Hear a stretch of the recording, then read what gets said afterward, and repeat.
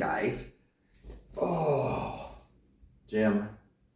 So almost 70,000 pounds with these guys.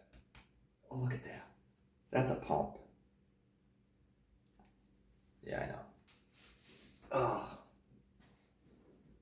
So I want to talk about, I did 80-pound dumbbells. 2 of them. That was my bench. These guys are nice, and then I was able to do, I'm going to have to put something on the shoulder. I was able to do butterfly, and that gets, I mean, you can see that right there. That is freaking pumped. Anyway, you guys get to know what's happening in my head, and unfortunately I'm on a lot of pre-workout, so I'm a little like jittery with caffeine. I wanted to talk about the concept of being seen and being heard, because for me, it's very difficult for me to have the feeling that people are listening to me and people are seeing the real me. And just like at the gym today, I walk in and the guy at the reception desk, who's this kid that does their video for him, his eyes got really big, but he waved at me before I even came in the door. Then I walk in and he's like, "I love your haircut. Is that a different color?" And I'm sitting there like, why are you paying attention to me? It's really weird because I'm like the guy that stands at the back of the room and scans it. And I know everybody. And I can see their position in the universe. That guy over there thinks he is in charge of everything. That guy over there is scared of everyone. That guy over there, I do this all the time, nonstop. And the concept is not that they notice that I'm doing this. They don't. Nobody pays attention. Except they do. And it's really freaky. So when people come up to me like Ian, one of the guys that is at the gym, really nice guy. His forearm looks like a bicep. It's just massive. I walked up to him one day and I'm like, "Oh my God, I wish I could take a picture of this and show it to you." And he goes, "Why?" I said, "That muscle is so defined, it's freaky." And he laughed. He thought I was funny. It was freaky. I mean, in a good way. Like, you'd sit there like, wow, holy shit, dude. But, I don't expect people to notice me. Ian came up and said, "Your hair's a different color. Did you dye it?" And I'm like, "Yeah." I said, "This is what it should look like in the real world if I was out in the wild and about 30 years younger than I am." You can kind of see the little bit of, it's not gray. It's like this weird brown, gray, not gray, but like gray as in like that mousy brown color that people's hair get down here, because it's like an English thing. But my hair goes from red with the German red to this like weird color that I don't like. On other people, I like it. They're really hot. With their gray blue eyes and their like mousy brown hair. Yeah. Put them in cowboy boots. Yeah. So anyway, but my concept is when I'm out in the world and when I'm talking to people, I really don't think they pay attention to me. I don't feel like I'm being paid attention to. And I'm okay with that. That's a great concept. I'm an outsider. I don't really have to fit in. I don't have to. And then I find out I do. People are noticing me. People have noticed me. Then it's crazy. Because it's like, the things that I do when I think nobody's paying attention is much different than what other people do. I don't care. I don't give a shit. I went up to the bar and I bought a drink. And my bartender, of course, laughs at me because, he has a crush on me, I think. And I'm good with that. It means my drink's really fucking strong.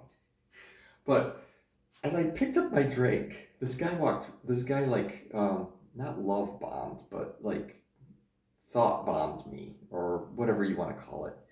As he walked by, he says, "Isn't that your third drink?" And just kept going. And I'm sitting there like, why do you care? How did you notice that? How is this a thing? So the whole concept of people paying attention to me, growing up, okay, we'll go into the whys I feel like this.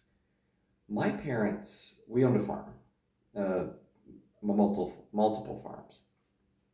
And we had dairy cattle, and they raised corn and soybeans, etc. So when things were happening, us kids were basically just, you guys figure your shit out, and we're going to work. So my parents would go and do their jobs of harvesting or taking care of the cows or etc. And we just basically just sat there and waited for an adult to show up and feed us.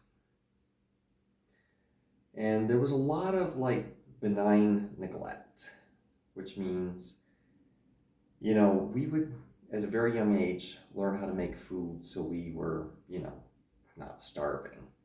Not saying that they neglected us to the point where we were starving, but like grilled cheese. I love grilled cheese. I love grilled cheese because it reminds me of being a kid. And we would make grilled cheese all the time because it was good. It was good. It was easy. Kids could do it. And now as an adult, I figured out a much better way to do it that involves very little effort on my part. I'm all for that. Basically, you just put it in a toaster and then you put the cheese on it and the mustard, because mustard goes on grilled cheese. Smear that on, put it on, nuke it for about 20 seconds. Get the cheese nice but it's already started because the bread is still hot. And you can butter the bread if you really want that buttery flavor. But anyway, so, as kids, we didn't have people that walked around and ushered us to things. Or I never heard my parents say I love you until I was in college. Ever. So, hugs, not a thing. I would get hugs from my grandmother and my great-grandmothers. One grandmother, 2 great-grandmothers would hug. I knew all 4 of my great-grandmothers. I knew both of my grandmothers. I met my grandfather on my dad's side. I never met my grandfather on my mom's side. I never met any of my great-grandfathers. There was not a lot of affection that was like hug, kiss, none of it.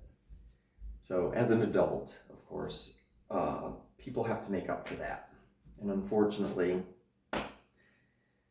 that entails, the guys I try to date. So yeah, I do feel sorry for them. They have a lot to make up for. And that's my problem. And I'm working on that. Actually, I've worked on that. I don't really require a lot from people anymore. When I have friends, I hug them. I tell them I love them. I tell you guys I love you. Because I never heard that. And I need you to feel what I have not felt. And I'm not expecting you to say it back. That's not the intent. But the intent is for me to know that out there in the universe are people that I love and people that I take care of. So when people notice me, like when I was at Sam's Club, and I'm pointing that way because that's the direction of Sam's Club. It's on the other side of the highway, on the other side of this building, and a couple buildings down.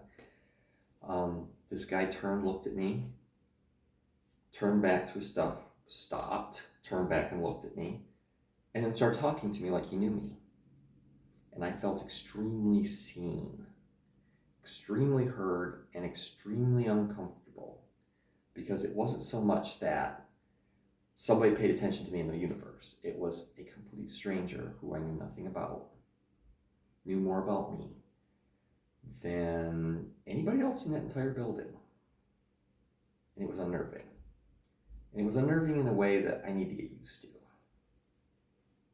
I've been out in the universe enough and met people. I was in Lexington and met somebody that knew me from, I want to say Instagram, but maybe Twitter, and started talking to me. He started talking to me on Scruff, and then said, I know you from Twitter or Instagram, one of the two. And that turned into, a new friendship.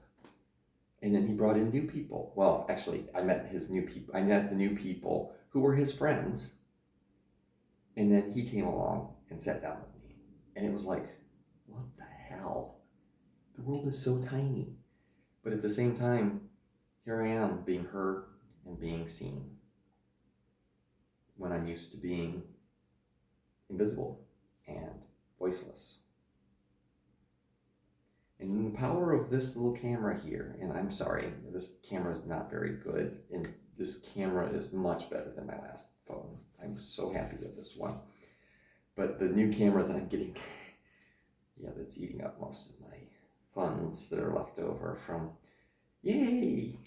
I hate this place. My rent is really high for the location. And for some reason, apparently, I don't know how to balance my budget. And I used to do that all the time. It's just really sad. I'm not asking for money. But I just want to express the concept of being seen and being heard, and then how it's relating to me right now. And the oddity, like the people I work with telling me, why don't you think you're attractive? I'm like, well, look, I got this fat. And then I go like this, and I'm like, well, is it fat? Is it fat? There's a little bit here. That's fat. That. You can pinch an inch right there. But I don't feel seen, I don't feel heard, and then all of a sudden, I get feedback that says, you're being goofy, AJ. And so, what I want to say is, when you're not feeling seen and you're not feeling heard, you need to actually look at the people around you and see how they react to you. When you walk up to a group of people, sorry, I got itched. When you walk up to a group of people and everybody lights up, you're being seen and you're being heard. I need to recognize that for me, and I hope you all recognize that for you. I love you guys. I love you, dude. Have a great night.